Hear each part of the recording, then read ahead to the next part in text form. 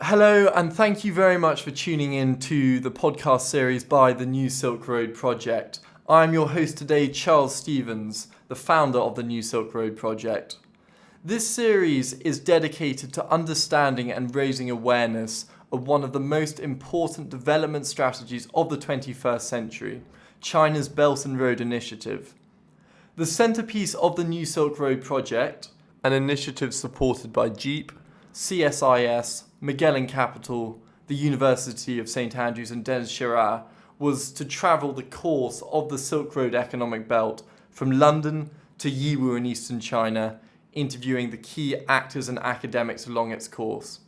We will have to apologise in advance for some of the tangential moments in this podcast series, and also the variable quality of audio footage. We do hope this series sheds important light into China's growing global presence and the significant changes taking place across Eurasia.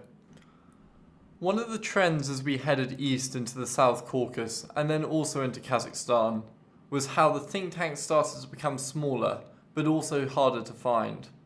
The same was true for the Center for Economic and Social Development in Baku, Azerbaijan, where we spoke to its head, Ahmad Alili. Here he spoke eloquently about the importance of diversifying the Azerbaijani economy for its future, and also the way in which the Belt and Road Initiative can help Georgia achieve this. As we enter the geographical centre of Eurasia, it was also an apt reminder that where you stand helps to determine where you look. As Ahmad highlighted, the north-south connections from Russia to India are in many ways just as important as the horizontal west-east connections which BRI is helping to build. I graduated from the Baku State University. Then I got my first master's degree on conflict resolution from the Academy of Public Administration. And then I did my master's degree at UCL in International Public Policy. Worked a bit at the European Parliament and the OIC mission to the EU. So, and in Azerbaijan, I mostly worked for the NGOs and think tanks. I've worked for a research organization in the Research Institute at the Academy of Public Administration.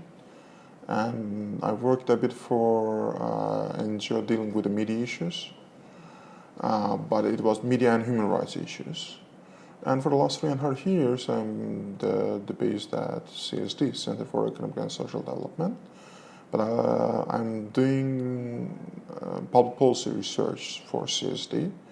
The CSD is economic think tank, but we do have a few guys involved in public policy issues.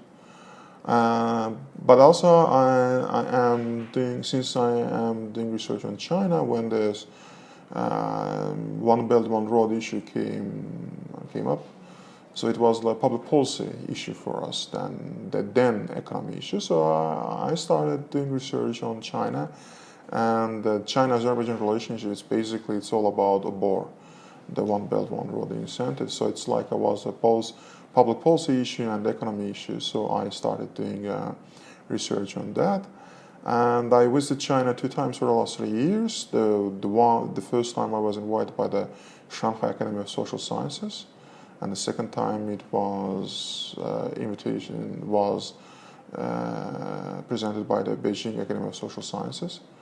So I spent the last time there for 20 days, and we discussed quite many challenges that modern China faces, and also we discussed a lot of issues that how we can do cooperation with in the Caucasus and China. I was also hosted by the Russian Center at the Beijing Academy of Social Sciences, so we discussed quite many issues there regarding the region. It was last September, the visit. And for CSD, what else I can say? That mostly I am doing research on the regional security issues. I'm a member of the 2 international working groups and 1 local working group on the regional security. So if you want to talk about that issue also, we can proceed on. But I think that I talked already too much or presented about myself. But yeah, I'm doing a lot of research on the regional security, Nagorno-Karabakh conflict, Azerbaijan-Armenian relationship, then the Russia-Caucasus, EU-Caucasus relations, Iran, how my last speech it was at South Caucasus Security Forum, it was on Iran. So I bet you know what happened between Trump and Iran, not the United States and Iran. So everybody was quite focused on that issue.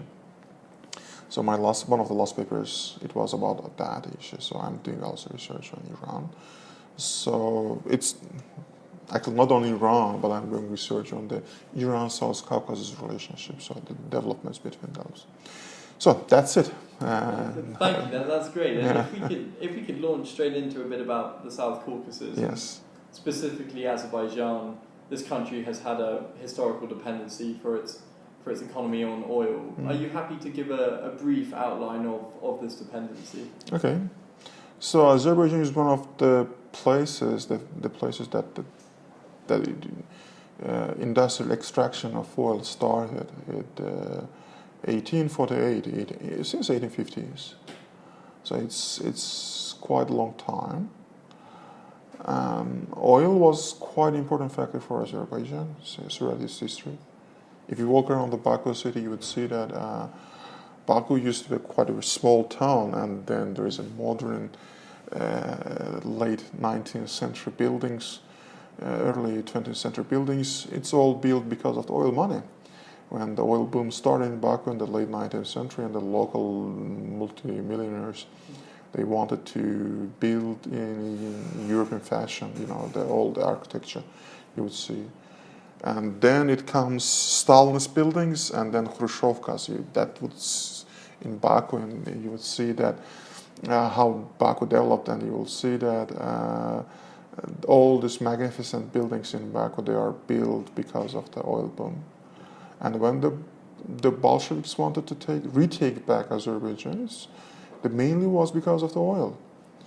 The Bolsheviks, when Russian Empire collapsed and the South Caucasus countries got their de facto independence, Bolsheviks wanted to take it back, and the first place they wanted back, it's Baku. They didn't want to go back. Then the capital was Ganja in Azerbaijan. They didn't want to get Ganja or other city in Azerbaijan. They wanted to get Baku. So it's like because of the oil. Moving forward now, diversification of non-oil sectors is going to be very, very important. And I know one of the key outlines is the strategic roadmap. How important is this for stabilizing and diversifying the Azerbaijani economy? Okay, that's very important because the oil was always there for Azerbaijan. The oil money always was Azerbaijan's Azerbaijan always saw oil money as the strategic reserve, so it helped the economy a lot. But what happened in 2015 showed that the oil dependence is not playing well for Azerbaijan, so that's why Azerbaijan came up with the strategic roadmaps. And the strategic roadmaps are very important for development of the all non-oil sector in Azerbaijan. It requires structural change in all economy, in all sectors of the economy. So because of the oil dependency, there was a less incentive to develop the other sectors in Azerbaijan. So it's a very typical oil curse case in Azerbaijan also. So in that case, development of the non-oil sector became very vital for Azerbaijan. That it's a matter of survival. So we know that the oil, there's alternative energy coming and alternative technologies, cutting-edge technologies. So the world will need oil less and less in the upcoming decades. So it means that the oil countries and the comfort they enjoyed by selling their oil, it's not going to be there anymore. So that's why the development of non-oil sector is very important for Azerbaijan. And Azerbaijan understands that, and Azerbaijan moves toward in this path. So it's very important for Azerbaijan. And strategic roadmaps have it's something more than just future plans or plans for development of the economy. It's something bigger than that. And China has been playing an increasing role in the Middle East and the South Caucasus, some of these key regions where that has historically been in oil dependency. What role can the Belt and Road Initiative play in helping to diversify Azerbaijan's economy, if any? Mm-hmm. Well, the one Azerbaijan understood that it should move away from the oil sector. The first things which came to mind that what can we do before the structural reforms, they are taking some time and you get the benefit a bit later. So there were two sectors Azerbaijan tried to invest a lot. The first is tourism sector, because you get the profits from the sector can be within the few years. The second was the transport sector. So Azerbaijan wanted to become a transport hub for railroads, for gas and oil pipelines, etc. So what Azerbaijan, because its strategic location, it is the north-south transport corridor from Baltic ports of Russia to the Persian Gulf ports of Iran and Mumbai. And also it wanted to be one of the key elements in Chinese incentive so that it can transport goods and get the money from that. So this is like a bit easy money, like you just build, you don't invest to the economic reforms, but you get some dividend because there is a transport, so that's why. So when in 2015 it's become clear that Azerbaijan needs alternative sources, financial sources for economy, the transport sector become one of the evident choices for Azerbaijan. So Azerbaijan wanted to move on with these projects. The projects came it was a bit earlier than 2015, but that was when in 2015 devaluation hit Azerbaijan and the economic crisis started in Azerbaijan. Azerbaijan started appreciating these transport projects a bit more. So it means that Azerbaijan still sees the transport projects as an important tool for diversifying its economy. And of course, if you build some production facilities in Azerbaijan, it means that you can transport those goods to Europe, to China, to Russia, to Iran, and all of them are in the same distance. So it's quite interesting position Azerbaijan has right now. And from what you mentioned, you've obviously had some experience engaging and visiting China. From this experience, how does Azerbaijani and Chinese business and academic cultures differ? Well, in terms of culture, we are quite different. The China is completely different culture. Azerbaijan is the mix of Middle Eastern, post-Soviet, East European, the culture that. But when you are talking about the political culture, business culture, there are a lot of similarities, and I believe that there is a lot to discover. Because Azerbaijan used to be the socialist country for 70 years, and we used to live under Bolsheviks, and it means, and because of the Communist Party in China, you would see that the decision-making patterns are quite similar. And Azerbaijan, because of the Soviet past, the way of thinking, how you think on certain things, how you manipulate with the certain ideas. In China and Azerbaijan and in all other former Soviet Union countries, basically, it's very similar. And I believe that Azerbaijan and South Caucasus countries, the elite in Azerbaijan, they still has certain elements from the old Soviet times, in contrary to Armenia or Georgia. So that is quite important asset for Azerbaijan to build relationship with China. And you would see that in terms of the culture, we're quite different, but in terms of the business culture, in terms of the political decision making, etc., there are quite big similarities. And you would see that it is going to help Azerbaijan to build strong ties with China if China is interested in Azerbaijan in terms of investment.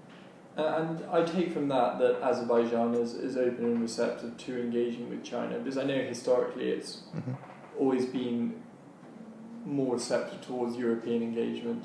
Yeah. Well, yeah, Azerbaijan sees itself as this Europe. From Eastern Europe, well, that's a big curse for Azerbaijan. In Eastern Europe, you've seen some Middle Eastern or Asian country. Asian countries see you as a bit the Eastern, and the Middle East sees you as the Soviet. So it's like you do, since you are situated in the middle of this country, so it's like everybody sees you a bit outsider, but you see yourself as part of all of these groups. So in that sense, Azerbaijan, yes, Azerbaijan has a lot of chance to choose sides and integrate. But Azerbaijan has always been a bit cautious about the foreign investment. Is that foreign investment comes with a political influence or not? So when those investment is just investment, Azerbaijan is quite happy about that. But if that the economic investment brings some political ambitions to the country, Azerbaijan has always been cautious about that. So Azerbaijan is interested in attracting investment from all over the world. But if China comes with a certain ambitions, I believe Azerbaijan is going to filter out the certain ambitions and that let only those investment that has only, is all about economic dividends, not the political dividends. But the second main obstacle for Chinese investment in Azerbaijan, China is not interested in investing to the countries who has conflicts. China tries to avoid that. China has no mechanisms that in somehow has no mechanisms that how it's going to deal with those countries that it invested and has certain conflicts. The European Union countries, United States, there are certain mechanisms. They know how to deal with these issues, but China is a newcomer to the world stage politics, and so that's why they don't know how to deal with this issue. So that's why when they see a country who is involved in the conflict, they are trying to avoid that. And in that case, Nagorno-Karabakh conflict between Armenia and Azerbaijan, that's a big warning sign for China. China is willing to invest to Georgia more than Azerbaijan and Armenia. Also, likely you will see that in terms of the manpower, in terms of the Azerbaijan has much more bigger market, but China is more interested in investing to Georgia than to the other countries that has conflicts.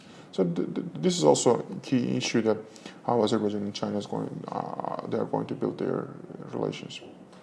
Of course, I mean, there's been improvements in relations with your neighbours. For example, at the moment with the Caspian Five, there's finally looking like the possibility of settlement. And do you think things like this will show that Azerbaijan, despite possible instability on some bordering regions, is open to investment in a strong relationship?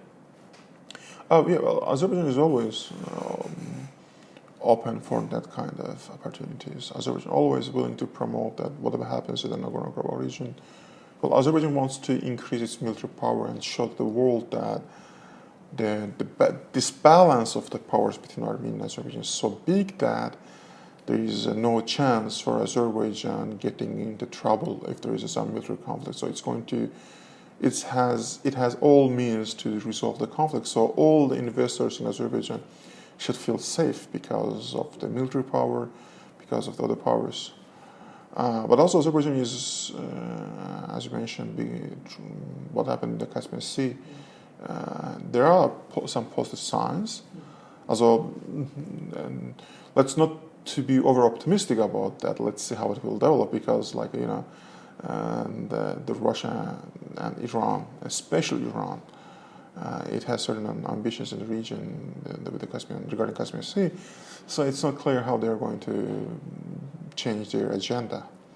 So, but yeah, these developments definitely are helping Azerbaijan to be a more attractive place for the investment.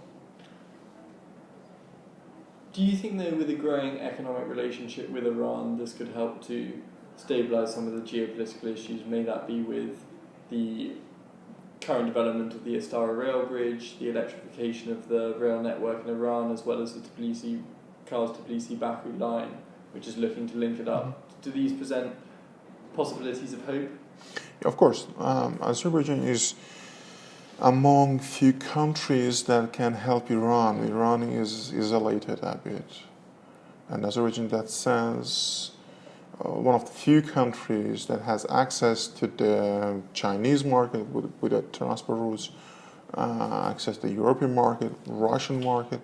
So Iran wants to have a quite established relationship with Azerbaijan.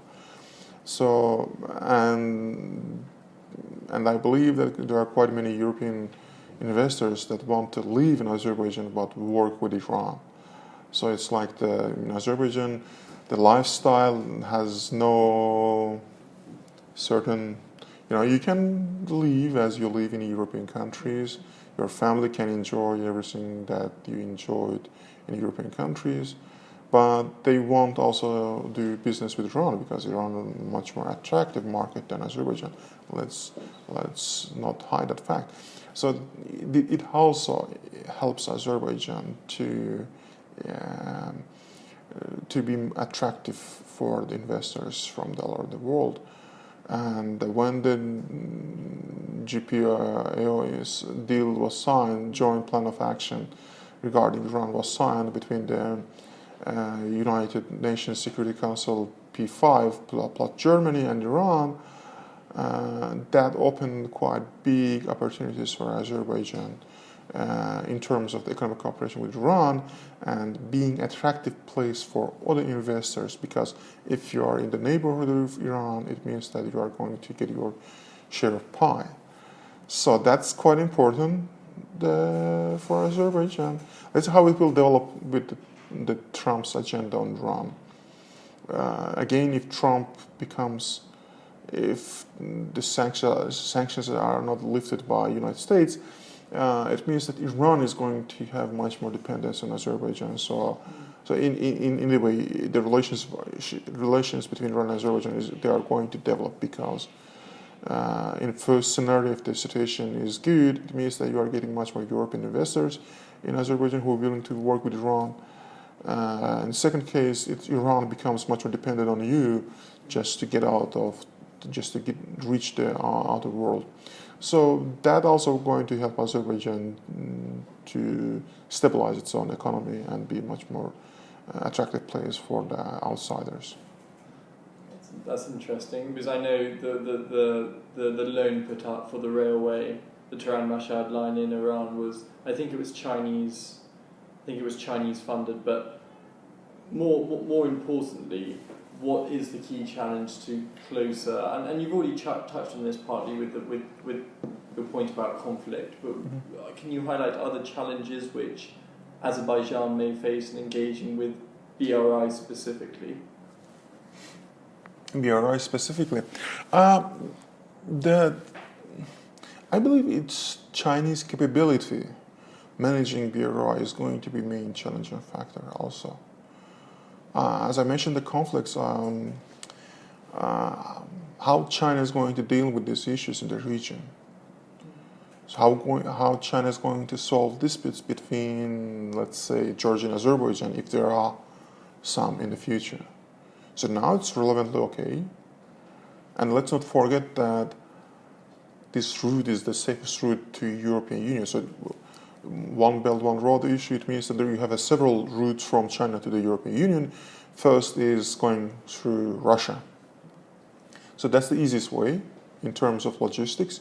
You just enter one border, you reach the European borders. That's quite simple.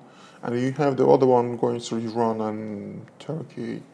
And then you have this all Central Asian countries, then Caspian Sea, then Azerbaijan, then Georgia, and then it can go Turkey, or it can go from Black Sea. So you see how many change transport boards, passing borders, or change of the transport from sea transport to land transport. So it's a bit challenging point, but it is the only way avoiding Russia and Iran.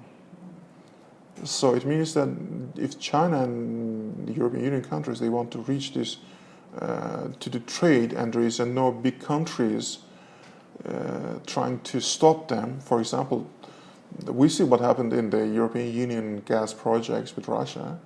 Russia would use that as the leverage over the European Union countries. There is no guarantee that in the future Russia will not use One Belt One Road branch passing Russia for the same reason. The same thing for Iran. Iran also is a big country, and if does not like Chinese policy in the region, it can use it to affect Chinese or European policy. So, in the Central Asia, Caspian Sea, Azerbaijan, Georgia, Black Sea route it's the safest route in terms of the political ambitions. But it is quite challenging because there are so many players in the region. And what if those small countries start fighting each other? How we are going to deal with that? Is China capable of that? So there is the biggest challenge for BRI in Azerbaijan, the overall region, is China capable of managing those projects? It's one of those big party projects, the glamorous, fashionable party projects that promise you a lot, but at the end, when there are challenges, you are not that successful. From communist past experience, we know that sometimes Communist Party can design big, fabulous projects, but then it may not be realized. And so that's why I'm quite a bit suspicious that Chinese abort project is so big, it's so ambitious. Is it going to be able to handle this project? So the biggest challenge for me right now is China's capability of handling these issues, handling conflicting situations between these players, and handling, being a good diplomat. How China is capable of doing that. So it's the first incentive for China. And you've touched on this already, but Azerbaijan sits at a critical juncture between East and West. And moving forward, what national economic model do you think it's going to look towards? An export-based economy, such as somewhere like China, a consumer-based economy, as we see in Russia? What are your thoughts there? Yeah, Azerbaijan is usually right now it's a consumer-based economy. Right now, it imports a lot basically. So, but these transport routes open a quite big opportunity for Azerbaijan to be an export country. So basically, if you produce something in Azerbaijan, it's the whole country. Even the foreign investors might get interested in Azerbaijan to build some facilities in Azerbaijan and then to export it to them all around the world. Imagine you are based in Europe and you want to transport something. So the transportation cost is quite big. In China, the same thing, reaching for Europe. But when you are in the center and you are producing a lot of things, you can export to wherever you want. So it's a big, very important opportunity for Azerbaijan to turn itself to the export economy than consumer economy. But let's see how it's going to use this opportunity, how structural reforms in Azerbaijan they are going to be, to what extent they are going to be implemented, and what kind of economic model Azerbaijan is going to choose for itself. That's very important. And it's mostly political issue than economic issue right now, frankly speaking. But let's see. There is also quite many uncertainties about that. And as part of the Belt and Road, economic partnership, investment, financial integration is also important. Are these starting to play a role in the Azerbaijani economy? And which of these, I think I know the answer already, but which of these do you think is most important? So can you paraphrase questions? Of course. So as part of the Belt and Road Initiative, you've got transport corridors, financial integration, investment, educational opportunities. Is Azerbaijan partaking in all four parts? And which one of these four do you think is the most important? I believe that the economic part is more important for Azerbaijan. And, okay, there are some education part also. Now you see that for the last 5 years. I believe for Azerbaijan, economic part is much more important. So there are education part, there are financial part in this project, but education part is is for China. You would see that for the last 5-6 years, Chinese programs in Azerbaijan, I mean scholarship programs, education programs, Chinese Confucius Institute. You would see that they are getting much more active in Azerbaijan. They're trying the number of the students they are involved in their projects is increasing each year. But for Azerbaijan, it's all about economy. For Azerbaijan, so Obor has all of those components you mentioned, but for Azerbaijan is willing to implement those economic part. The parts of this project they are going to be implemented by China or other countries. Financial thing, probably it's Asian Development Bank is going to take charge on that. So Azerbaijan is mostly for Azerbaijan this project is mostly about economy. A lot of the economic development with regards to the Belt and Road is centered around Baku, most recently with Eilat Port. Mm-hmm. How can this development benefit some of the surrounding regions of Azerbaijan too? The second biggest beneficiary of this project is Georgia. Internal, let me clarify, so internal regions. Internal regions in Azerbaijan. Okay. Let me see. It will depend on which region is going to produce something. It can export to the other countries. So basically, right now it's based. Azerbaijan sends a bit of agriculture products to European Union, but mostly to Russian market. So it's like the Azerbaijan agriculture products they are much more appreciated in Russian market. And the business associations, they are not that capable of, in terms of certification, in terms of the bureaucracy and other things. So in that sense, let's see how it's going to develop. Which region is going to be leading region in Azerbaijan in that term. So right now, frankly speaking, it's going to depend on the overall economic change in Azerbaijan. I can't speculate on the issue, but it's going to be you better not speculate on the issue, frankly speaking. Gotcha. but it's like it's going to be dependent on the broader economic developments in Azerbaijan, how the strategic roadmaps are going to be implemented. And would you be able to discuss a little bit about Eilat Port, VIV, both competing and complementary ports? Competing ports, may they be Turkmenbashi, and complementary somewhere like the port of Astana? Mm-hmm. Okay. First of all, I don't think that they are competing ports, because it's sort of like those ports from the again, if you are comparing the Eilat port to Russian ports and Turkmen port, first of all, let's talk about the Turkmen port. It's like the Kazakhstan port and Turkmenistan port can compete, because it's just the route from the east. So at the western shores of the Caspian Sea, Eilat port is the only port, right? So there is no competition. So it's like from east. If you want to get the cargo from east, it can come from two these ports, but at the end they have to come to Eilat port.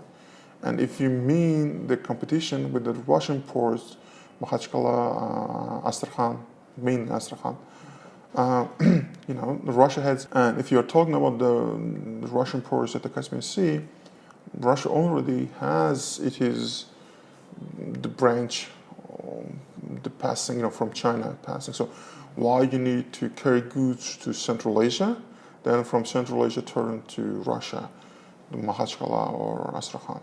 So that's why I don't think that Eilat port has competition in that regard. So Turkmenistan port and Kazakhstan port, they can compete each other, but only in there should be something very extraordinary that this Kazakhstan cargo or Turkmenistan cargo should go up to Russia in Caspian Sea. And what precedents and models has ILAT port been looking to during its current design? Has it been looking, as far as you're aware, to any other models of development, may that be of a logistics hub or a port elsewhere? I believe Alat it used to be some small settlement, but if you look at Alat port, it is a very strategic location. It is like Alat port has a very strategic location. It's like some 30 minutes driving distance from Baku. It is very close to the existing railways. It is very close to Sangachal oil terminal, Alat port Sangachal oil terminal. So it is strategic location and it can be turned to everything. The free trade zone, it's going to be very close to Baku, and if you find there is going to be a free trade zone, so it means that free trade zone, it can be turned to something bigger.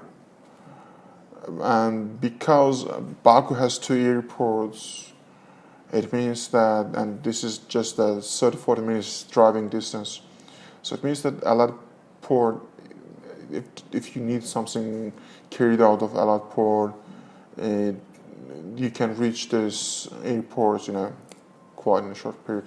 Also, there's a airport in Lankaran. It's a bit like the 4 hours driving distance, but still you can reach that place also. So it's a very strategic location, so it can be used for all of the purposes you can imagine.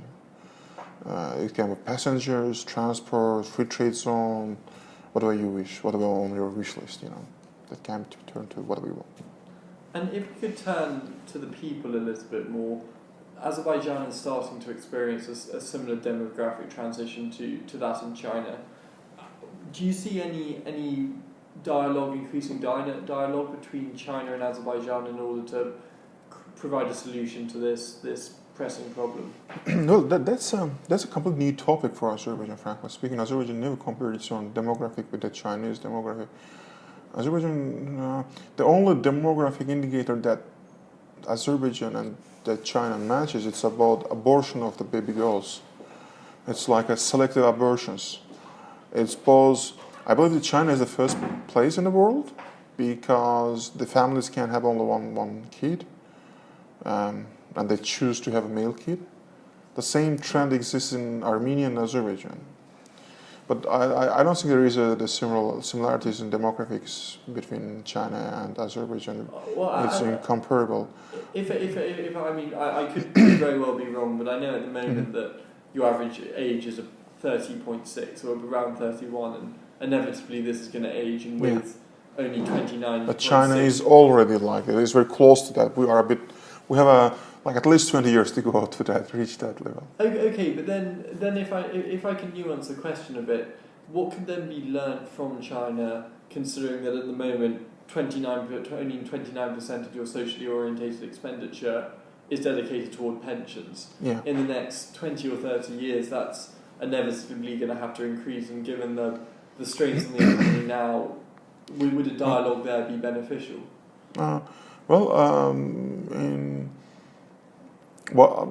Chinese experience shows to the world that you cannot be only based to the export, produce some cheap, because of some cheap labor, you produce some cheap things and only export.